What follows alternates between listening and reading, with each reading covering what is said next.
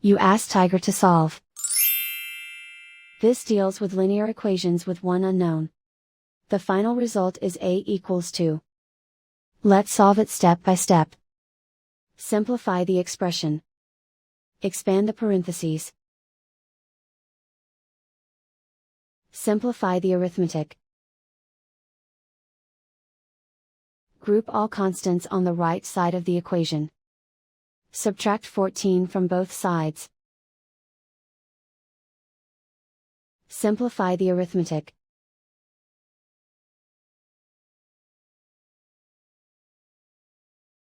Isolate the a. Divide both sides by 2. Simplify the fraction.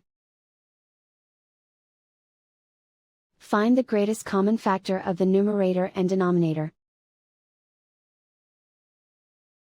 Factor out and cancel the greatest common factor. And so the final result is a equals 2.